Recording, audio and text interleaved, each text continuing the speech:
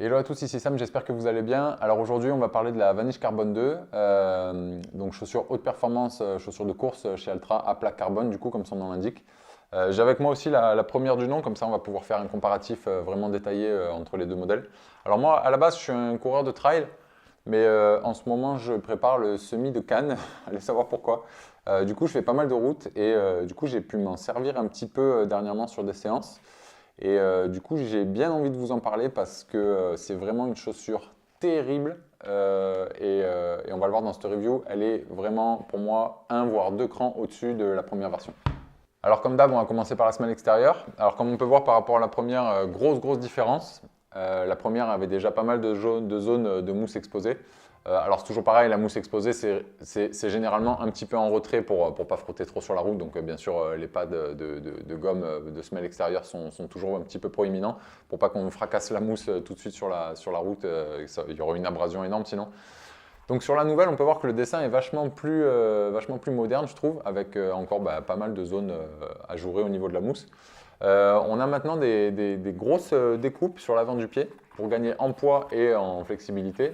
Du coup, on voit carrément la plaque de carbone à travers, qui est un bon demi-centimètre en retrait. Donc voilà pour la semelle extérieure. Moi je trouve que c'est pas fait pour être joli, mais je trouve que c'est beaucoup plus stylé que sur la première. Au niveau de la midsole, du coup, on est passé sur un stack à 36 alors qu'on était à 33 sur la première. Je rappelle qu'il me semble qu'en compétition, la limite c'est 40 mm. Après, au-dessus, c'est plus autorisé pour les records officiels, etc. Donc là, on est à 36 et puis surtout, au plus on monte, au plus on a d'amorti. Mais vu que c'est des chaussures sur lesquelles on cherche à gagner du poids, on va monter mais sans prendre en largeur. Donc après, ça commence à plus être trop stable. Donc là, on est monté à 36, moi, aucun problème de stabilité pour moi. La chose qui frappe, c'est que la mousse est vraiment plus sympa que sur la première. Sur la première version, moi, le problème que j'avais, enfin, c'était pas un problème, mais je sentais la propulsion de la plaque carbone, mais par contre, je sentais pas ce moelleux vraiment presque abusé qu'on sent sur les chaussures à plaque carbone. Et c'est ce moelleux-là qui va retarder beaucoup la fatigue sur les courses de marathon, sur les longues distances. Moi, je trouvais que ça propulsait, mais c'était pas hyper généreux sous le pied au niveau du confort. Ici, comme vous pouvez le voir, là, je vous mets un petit comparatif que j'ai fait. La mousse est beaucoup plus tendre, c'est vraiment beaucoup plus sympa à utiliser. Au niveau du mesh, du coup, sur la première, on avait déjà quelque chose de très aéré. Tous les petits points noirs que vous avez là, c'est des trous. Moi, je trouve que c'est sympa parce que c'est un petit peu comme la Escalante Tracer. En fait, quand on court avec et qu'on est en mouvement, on sent vraiment carrément le vent qui vient caresser le pied. On dirait qu'on est en chaussette. Donc sur celle-là, pareil, hyper ajouré. On voit au travers en fait. Hein, je sais pas si vous arriverez à voir là, mais on voit vraiment au travers. C'est un mesh. Alors, il n'y a plus les petits trous disséminés qu'on retrouvait sur la première. Là, c'est carrément un mesh filé. Donc hyper respirant. Pas forcément stretch, mais du coup hyper léger.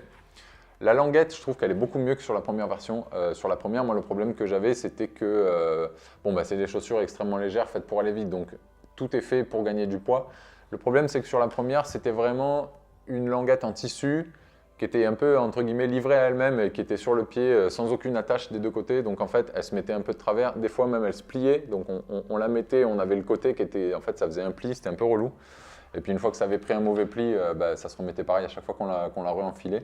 Sur celle-ci, c'est beaucoup mieux parce que non seulement c'est à peine plus gainé, on va dire, le matériau, là, c'est moins fluide. Et puis surtout sur les deux côtés, je ne sais pas si vous arriverez à voir, mais on a cette petite pièce de tissu là qui vient quand même la tenir, que ce soit à gauche ou à droite. Donc la semelle, non seulement elle reste en place, mais surtout, elle n'a plus la possibilité de se froisser comme c'était le cas avant. Au niveau du rembourrage, du coup, on est toujours presque à zéro. Voilà, gain de poids maximum. C'est pour ça qu'on voit au travers. Il y a beaucoup de parties où on voit au travers du mesh. Sur la première version, on avait un petit. Alors là, c'est noir sur noir, donc vous n'allez pas trop voir sur la première. Mais on avait un rembourrage qui faisait l'arrière du tendon d'Achille et qui était du coup, je trouvais que c'était un peu maladroit parce que du coup, il se pinçait à l'endroit où ça fait le virage là. Sur la deuxième, ils ont fait un truc un peu plus intelligent. Ils ont mis, j'espère que vous allez les voir, ils ont mis deux petits pads orange au lieu d'en faire un seul qui se plie de manière un peu maladroite derrière le tendon d'Achille. Là, ils en ont mis deux. Alors, quelques personnes, dont je fais partie, je dois bien le dire, la première fois, seulement à la première utilisation, Au niveau du contact avec le tendon d'Achille sur le haut de la fabrication arrière, j'ai eu une toute petite ampoule, mais que j'ai même pas senti en courant, je l'ai vu en enlevant ma chaussure, juste côté droit il me semble. Je connais quelqu'un qui a eu la même chose, mais enfin, rien de grave, c'est pas quelque chose qui a été récurrent, ça a été vraiment le cas sur la première utilisation pour moi. Maintenant il n'y a vraiment aucun problème. Au niveau du laçage, bon, c'est quelque chose d'assez classique, on retrouve toujours nos trous, nos 2 trous en haut si on veut faire le nœud de marathon. Les lacets sont assez simples, c'est des lacets plats, pas très épais, qui sont un petit peu élastiques, je ne sais pas si vous voyez à l'image là. Donc voilà. La construction est aussi épurée que sur la première, sauf qu'en fait ils ont réussi à faire quelque chose de bien supérieur en termes de confort.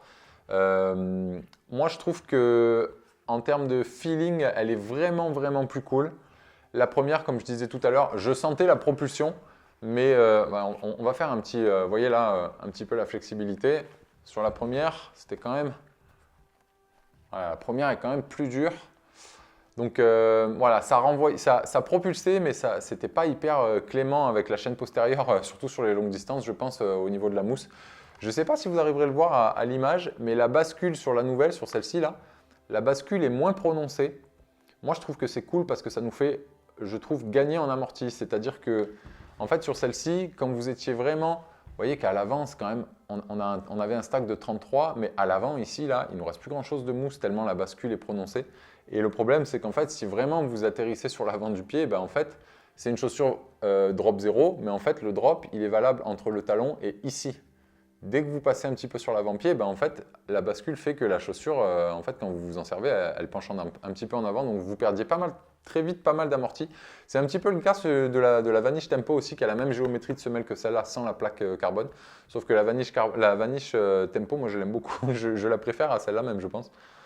Donc, je ne sais pas si ça se voit beaucoup, mais la bascule est moins prononcée. Donc, c'est-à-dire qu'en fait, vous allez avoir la quantité de mousse, le stack de 30-36, il va être valable un petit peu plus loin sur l'avant du pied avant de vraiment se réduire et de devenir vraiment plus fin sur l'avant du pied. Au niveau du poids, du coup, on a perdu 9 grammes sur celle-là. Bon, c'est pas mal, mais on pourrait dire que c'est pas énorme, sauf que je vous rappelle qu'on a gagné 3 mm de stack, donc c'est quand même vraiment beau gosse d'avoir gagné du poids, presque 10 grammes, en ayant pris 3 mm d'épaisseur de stack, surtout sur une mousse qui en plus est vraiment beaucoup plus agréable. Donc gagner 9 grammes en poids sur une chaussure un petit peu plus épaisse, c'est carrément plus confortable. Moi, franchement, je dis bravo là. Alors, en termes de sensation, du coup, c'était un petit peu comme la première, sauf que là, vous aurez vraiment du confort. Moi, je trouve que le chaussant est un petit peu plus confortable. Il est plus facile à mettre autour du pied.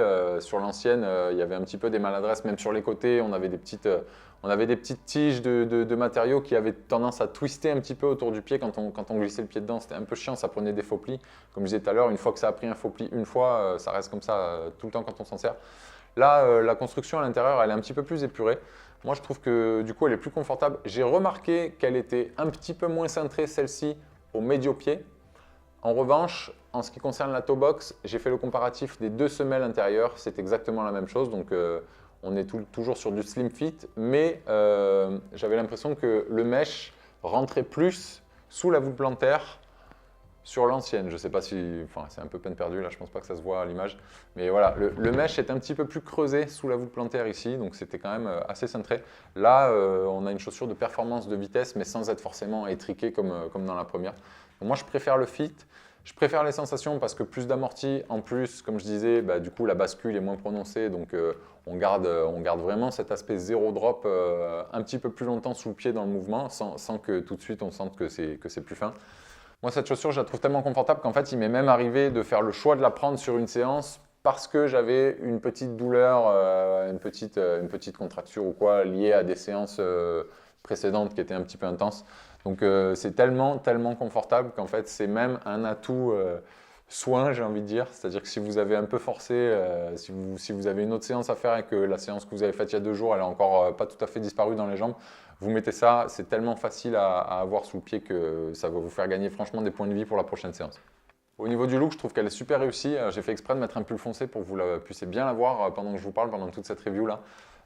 Il existe un autre coloris qui est gris et bleu si je ne me trompe pas, mais moi je trouve que celui-là est vraiment plus cool.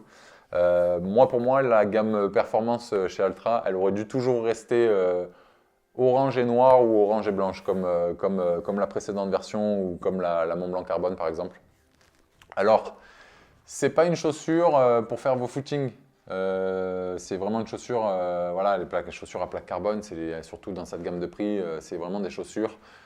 Vous les utilisez sur vos séances qui vont être très difficiles et aussi pour la faire un petit peu à votre pied. Mais c'est vraiment des chaussures à garder pour le jour J, pour le jour de la course. C'est vraiment un petit peu bête de se procurer des chaussures comme ça si c'est pour faire vos footings de 10-12 km, voire même pour courir dans les graviers, etc. Moi, pour vous dire, je ne l'utilise même pas sur la route. Je la prends uniquement quand je sais que je vais faire une séance de piste. Et dès que je sors de la piste, je la retire. Donc voilà mon avis pour cette Vanish Carbon 2. Moi, pour moi, c'est un énorme oui. Très très bonne chaussure pour la route. Vraiment hyper confortable. Très bon rendement au niveau du renvoi. N'hésitez pas à me poser des questions si vous en avez dans les commentaires. J'y répondrai avec plaisir. Je vous laisse. On se revoit bientôt. À la prochaine.